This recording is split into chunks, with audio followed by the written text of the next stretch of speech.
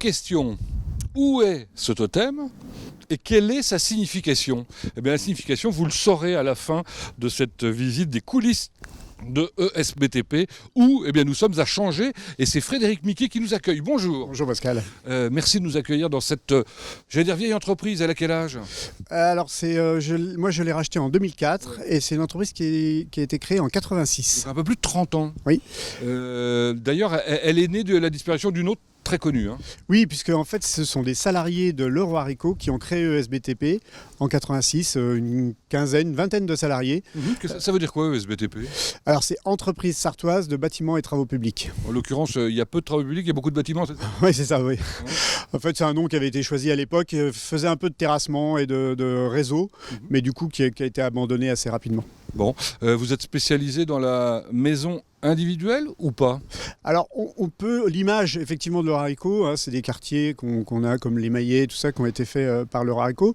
Donc, on a un peu cette image-là. Effectivement, on fait encore beaucoup de maisons individuelles. On travaille beaucoup avec les bailleurs sociaux, mais on ne fait pas que ça, on fait aussi beaucoup de rénovation, restauration, un peu d'appel d'offres sur des écoles, des gymnases, des choses comme ça. Alors j'ai vu sur votre site internet que dans la rénovation, la restauration, il y avait des choses très prestigieuses, des châteaux, des choses comme ça. Oui, effectivement, on travaillait un petit peu sur des châteaux. Moi j'ai fait mes armes chez Pavie il y a quelques années, et du coup j'ai gardé quelques clients en restauration. Combien de personnes travaillent ici ? Alors on est un peu plus de 40. D'accord. Vous êtes sur un espace assez grand là pour stocker tous vos matériaux. Ah oui, on a un peu plus d'1 hectare ici. Oui, en effet. Et puis alors surtout vous êtes sur plein de chantiers différents. On aura l'occasion de le découvrir à travers des visites dans cette émission. Surtout en Sarthe ? Alors essentiellement en Sarthe, et on travaille historiquement avec une architecte en région parisienne qui fait des maisons bois, et donc on travaille avec des charpentiers, notamment un charpentier bien connu. En Sarthe ? En Sarthe. Dont nous avons visité les coulisses aussi ? Oui, c'est ça, oui. Charpentier-nomane, pour ne pas le citer. Voilà. Bien. Alors, on a l'habitude de faire des entreprises industrielles. Et en général, on commence la visite par le début du process. C'est un bureau d'études. C'est la même chose chez vous ? Oui, c'est ça. Oui, on va être sur le même schéma, un bureau d'études. Alors, allons-y. Qu'est-ce que je vais voir ? Alors, tu vas rencontrer Émilien. Ok, merci.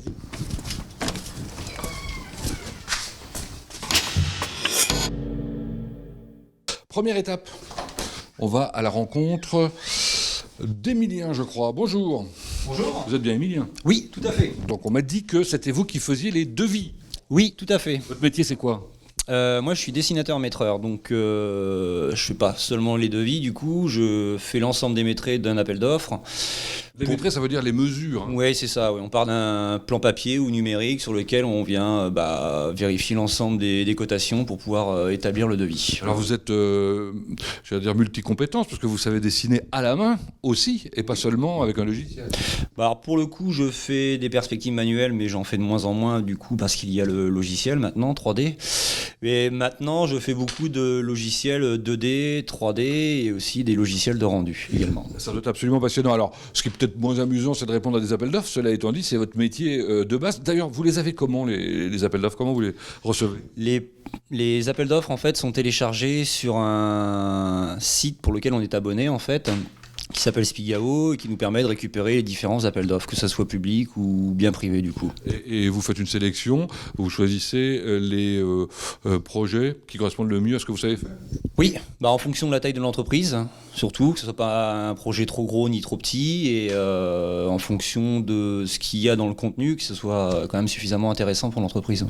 C'est quoi le projet qu'on a sous les yeux ? C'est la réponse à un appel d'offres que vous avez gagné, je crois. Oui, alors là je suis en train de revoir les tarifs justement par rapport à l'appel d'offres, et du coup ça c'est l'extension d'un gymnase. Les couleurs, c'est pas les couleurs qu'on verra sur le terrain. Non, ça c'est un code couleur qui me permet d'établir les rendus 3D en fait, qu'on a après sur l'autre écran. Voilà. Alors par exemple sur ce genre d'appel d'offres, vous allez sur le terrain ? Oui, je vais sur le terrain, donc je fais une visite avant de faire le chiffrage en fait. Ça me permet de me rendre compte de l'étendue des travaux, et je fais aussi également une série de photos, comme ça me permet de vérifier certains points si jamais il m'arrive d'avoir un doute en fait. Vous avez évoqué tout à l'heure, je revois les prix, ça veut dire que vous pouvez vous être trompé en faisant votre devis au départ et l'appel d'offres. Il y a des corrections possibles après ? Oui, si on est dans les moins 10 ans en fait par rapport à l'appel d'offres, on va nous demander une réétude et voir si on peut faire un effort supplémentaire, voilà. Et c'est les droits à l'erreur, quoi. Oui, Ouais, une petite erreur. Mais pour ce projet-là, en fait, c'est qu'on avait établi une option et sur cette option, elle est validée, donc il faut refaire l'ensemble des documents. C'est absolument passionnant tout ça. L'étape suivante après vous, avant la construction, c'est qui et c'est quoi? C'est mon collègue, Monsieur Baudouin, qui va être en charge du coup de planifier le projet et de commander les différents matériaux. Voilà. Eh ben, on va aller à sa rencontre. Merci Emilien. Merci.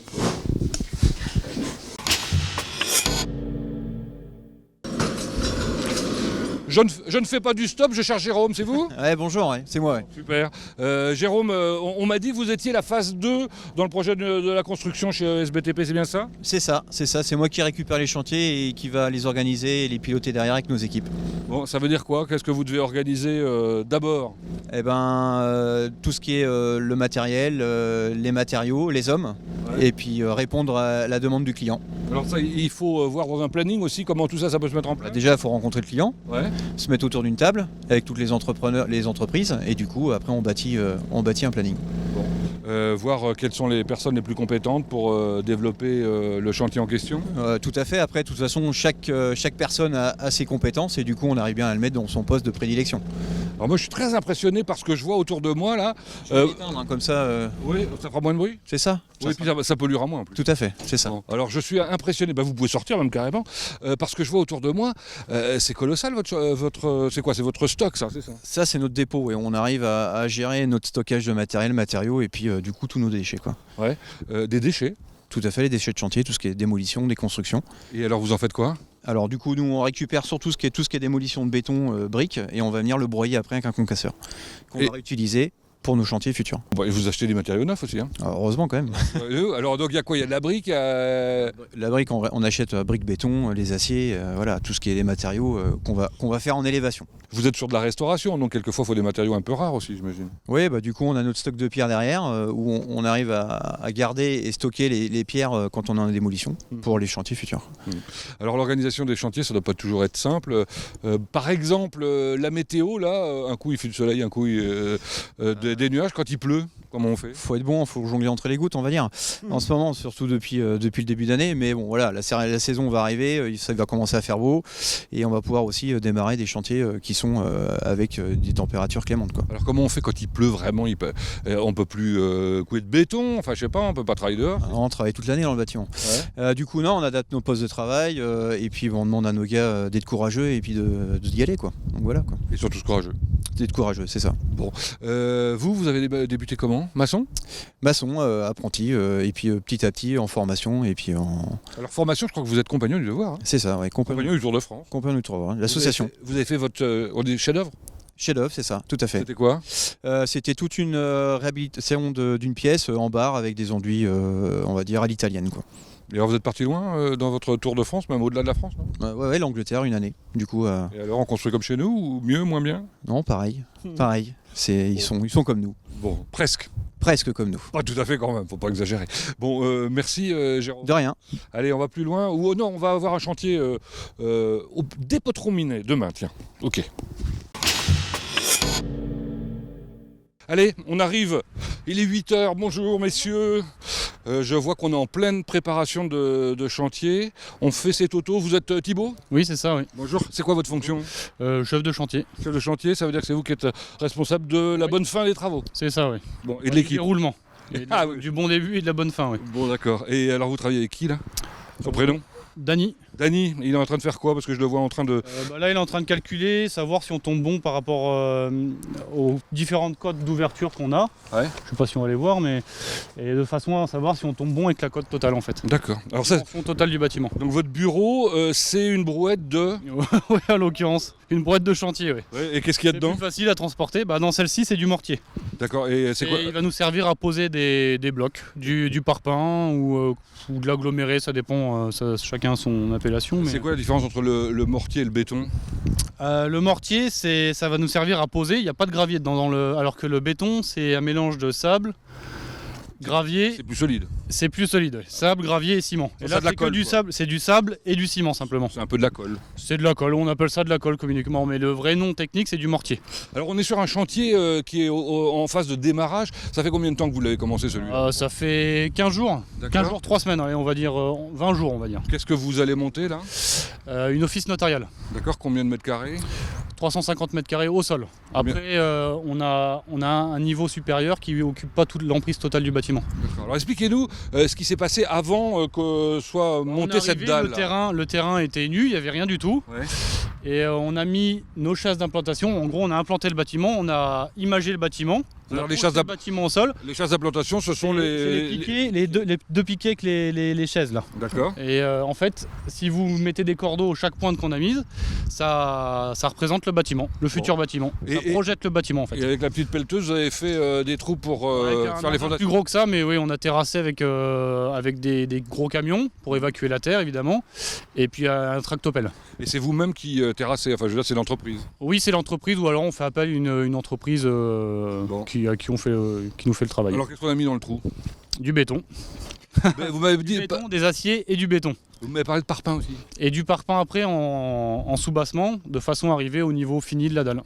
Enfin fini, au niveau qu'on veut nous de la dalle en fait. Alors cette dalle, on voit qu'elle est un peu sophistiquée parce qu'il y a plein de choses qui en ressortent. C'est quoi tous ces tuyaux Alors là? avant justement de couler la dalle et avant de mettre nos armatures dans le béton et de couler le béton, on a toute une préparation à faire, c'est-à-dire passer tous nos tuyaux d'évacuation en fait, qui vont servir à évacuer les eaux des toilettes, les eaux des lavabos, des douches s'il y en a, D'accord. siphons de sol, etc.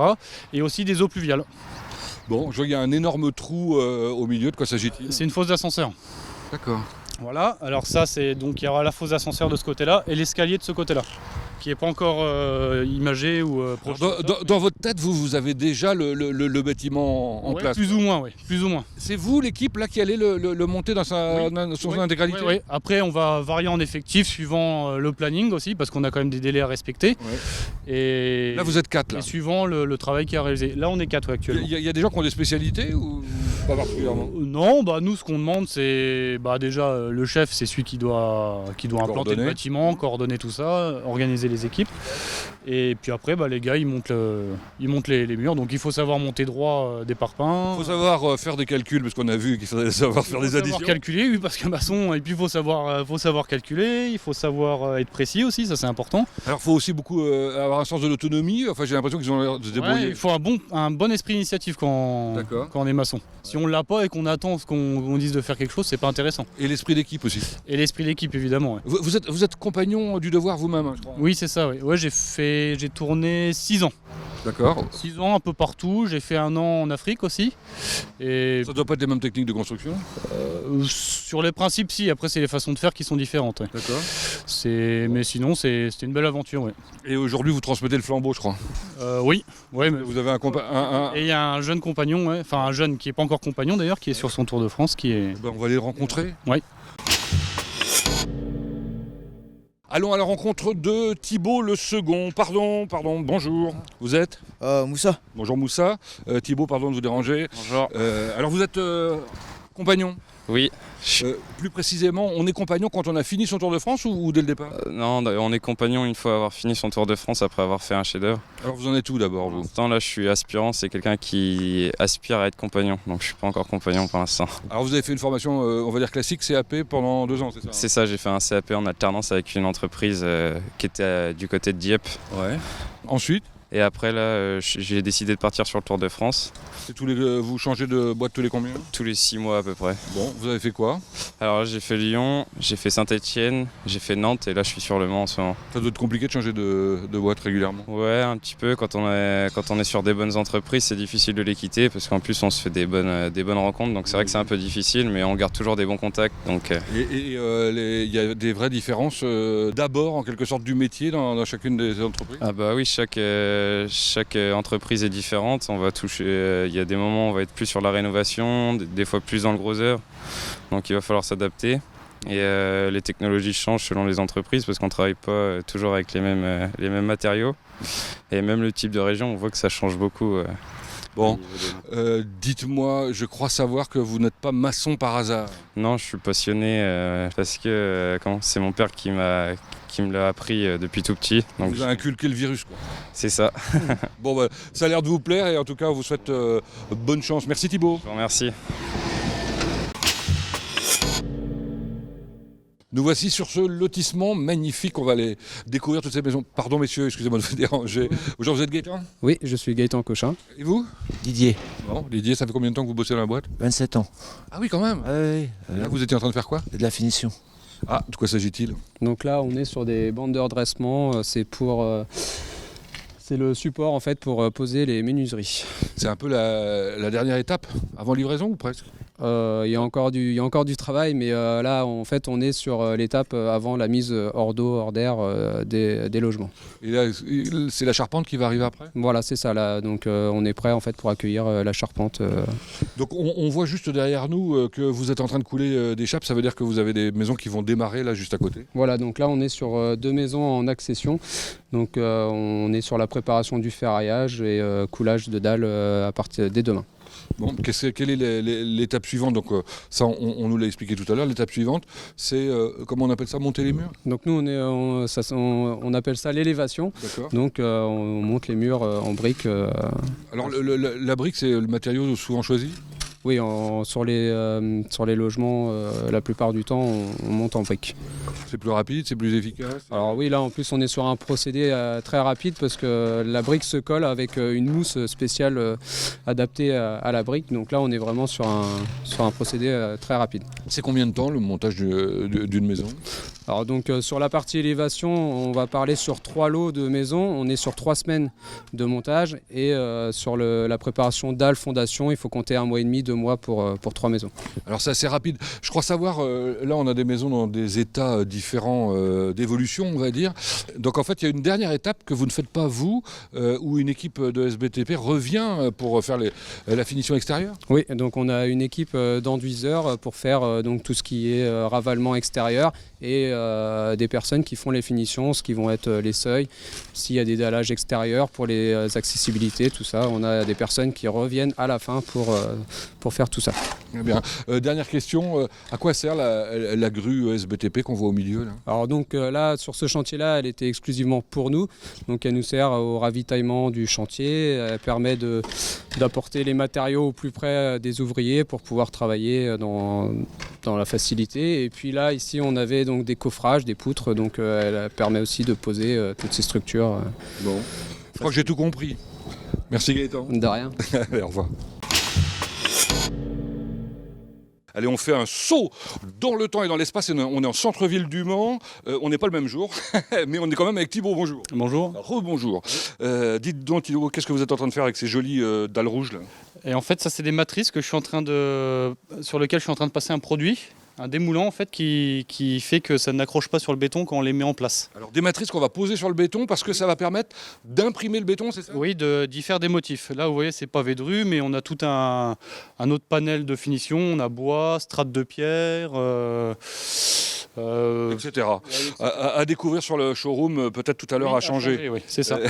Dites-moi, c'est en quoi ça, la matière? L'élastomère. Ouais. C'est souple alors? C'est souple, ça reste souple. Là, vous voyez, on est en code bloqué, on est coincé entre 2 murs, mais on arrive quand même à travailler dans les angles et on n'a vraiment pas de limite. Et alors, ça a un intérêt parce que vous pouvez le faire aussi sur de la pente, des choses comme ça? Oui, bah là, vous voyez, on a 3 niveaux différents avec des pentes à chaque niveau et il n'y a pas de souci, on y arrive. Alors, in fine, quel est l'avantage de choisir le béton imprimé plutôt que, je sais pas, de carreler? Du carrelage ou du bois, par exemple, c'est un peu plus dur parce qu'on n'a pas, par exemple, pour du carrelage, on n'a pas l'inconvénient des joints qui se dégradent ou qui peuvent même faire venir à ce que ça se décolle.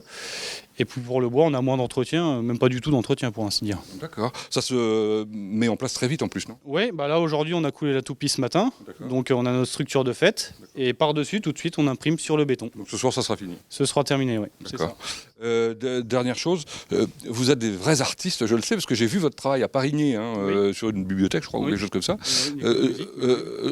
C'est un béton matricé, de quoi s'agit-il? C'est une technique identique? Alors là, on travaille à l'horizontale et là-bas, c'est vertical. En fait, on a collé un peu cette même matière avec une finition différente, mais sur des pots de coffrage, en fait. Ouais. On a tout assemblé, on a fait nos épaisseurs de mur, on a coulé le béton dedans et le lendemain décoffré, c'est fini. On donne une forme.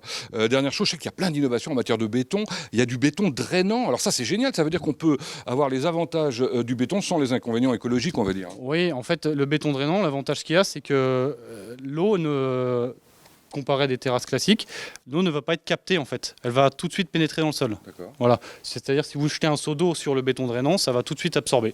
Bon. Allez, merci. Au revoir Thibaut. Au revoir. Je crois qu'on peut dire qu'on va battre tous les records d'aller-retour, de voyage. En l'occurrence, retour au siège à changer, où on va enfin pouvoir rencontrer celles qui nous accueillent parce qu'on n'avait pas eu le temps lors du premier passage. Elles sont 2, mais pas aujourd'hui, visiblement. Et c'est, je crois, Émilie qui nous reçoit, bonjour. Oui, bonjour. Merci de nous accueillir. Je disais, vous êtes 2 d'habitude, non? Oui, d'habitude, il y a Dominique, mais elle est en congé actuellement. Très bien. Vous avez la même fonction toutes les 2? Non, on fait toute la compta ici, et de A à Z, et on s'est réparti les tâches.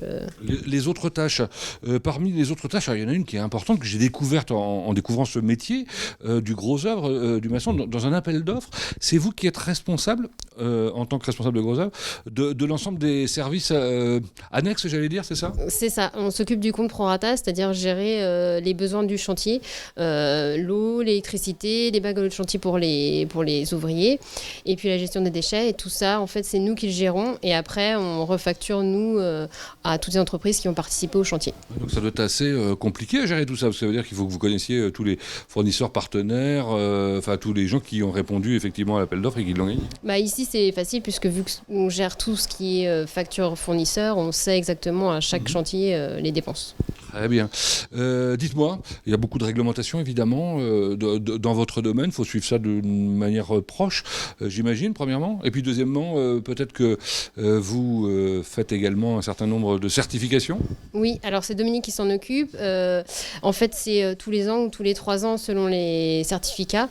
Du coup, on a le Calibat maçonnerie, on a les pros de l'accessibilité, justement, on l'a reçu aujourd'hui. Ah oui. Pour l'année 2018, il est là, avec le bel autocollant, et aussi pro des performances énergétiques. Très bien. Bon, je crois avoir vu peu de personnes féminines dans la maison. Vous êtes les 2 seuls, non? On est les seuls, effectivement, oui. Alors vous êtes au siège, il y a combien de personnes au siège d'ailleurs? On est 5. Et en tout, une quarantaine de personnes, quoi. C'est ça. À peu près. Ça va, ça se passe bien? Tout se passe bien, on est autonome. Ah oui, comme sur les chantiers. Exactement. Bon, et l'ambiance est sympa, visiblement. Exactement, oui. Merci beaucoup, Émilie. Maintenant, il va être l'heure de se quitter, donc on va retrouver Frédéric Miquet, cette fois-ci dans son bureau. Voilà, comme d'habitude, on frappe, pardon, bonjour Frédéric, enfin rebonjour, merci de nous avoir accueillis. Oui, je t'en prie, merci. Bon, c'était vachement sympa et en plus, les gens sont vraiment très agréables. Ils aiment bien, visiblement, faire découvrir leur métier. Oui, j'espère. C'est une chose qu'on met sur laquelle on travaille beaucoup, l'autonomie et puis la participation des salariés dans l'entreprise. Bon, ils s'investissent visiblement. Ce que j'ai découvert en discutant avec eux, hors caméra, c'est que beaucoup ont bénéficié de formation tout au cours de leur cursus ici. Oui, alors ça aussi, c'est une particularité de l'entreprise. On insiste beaucoup sur la formation et dès qu'un jeune ou un moins jeune d'ailleurs nous fait part d'une envie de formation, on n'hésite pas, on lui trouve et on lui montre son parcours. Bon, vous avez pas mal d'apprentis? Oui, on forme à peu près entre 3 et 4 apprentis par an, du CAP jusqu'au BTS, puisque actuellement on a un jeune en BTS. Et ils ont la chance d'être encadrés, entre autres par des compagnons. Hein. Alors, on a quelques compagnons dans l'entreprise, effectivement, qui font leur tour. Bon. Frédéric Miquet, vous avez donné votre empreinte écologique à la société d'une certaine manière. On l'a vu à travers plusieurs choses. D'abord la récupération de matériaux, évidemment, mais aussi, je crois, des choses qui ne se voient pas, les panneaux solaires. Oui, effectivement, on a 300 mètres carrés de panneaux solaires qu'on a installés il y a à peu près 10 ans et qui compensent largement les dépenses d'électricité de l'année. Très bien. Avant de se quitter, 2 choses. La première, vous aimez votre métier, vous aimez partager, vous aimez faire découvrir. Vous avez des responsabilités départementales avec la FFB, régionales, je crois, avec les compagnons, et même international pour ce qui est des Olympiades des métiers, non? Oui, c'est ça, ouais. C'est les Jeux Olympiques des métiers. Et donc, je m'occupe de l'équipe de France en béton armé. C'est une spécialité, ça? C'est une spécialité pour la maçonnerie, oui. Bon. Et vous êtes bons, les Français, dans le domaine? Eh ben, écoutez, on démarre, on n'a pas brillé, on n'a pas eu de médaille cette année, mais on n'était pas loin du podium. On sera pour tous les 4 ans, j'imagine? C'est tous les 2 ans. Donc dans 2 ans. Dans 2 ans, à Kazan, en Russie. Très bien. Puisqu'on parle de béton, l'avenir pour vous, pour SBTP, c'est le béton imprimé? Alors effectivement, c'est une activité qu'on a développée maintenant depuis 1 an sur la technicité du béton, l'impression du béton, imitation bois, pierre, dalles, pavés, vraiment de façon incroyable. À découvrir absolument. Pour terminer, parce que je l'ai promis, on va peut-être pas se quitter avant de savoir ce que signifie ce totem. Alors ce totem, donc, il a été réalisé par un jeune des compagnons pour devenir compagnon. Et la signification, en fait, c'est l'évolution du métier en partant d'un matériau brut, tel que le roussard, pour aller vers l'excellence, on va dire, et qui se termine par du béton haute densité type ductal, un béton qui nécessite beaucoup de dextérité dans la mise en œuvre, parce que c'est très très fluide, et beaucoup de technicité. Donc, Mais il y a une deuxième lecture aussi, si on veut. Sur l'homme lui-même, l'évolution de l'homme. Ah bah voilà, après on peut aussi parler de l'évolution de l'homme et avec, si vous voulez, le fait que la ferraille dépasse encore pour dire, bah voilà, on n'est jamais au sommet de son art et qu'il y a toujours à progresser. Voilà la modestie d'un compagnon. Merci Frédéric Miquet. C'est ainsi que se terminent les coulisses de SBTP. On se retrouve bientôt pour de nouvelles aventures ailleurs en Sarthe.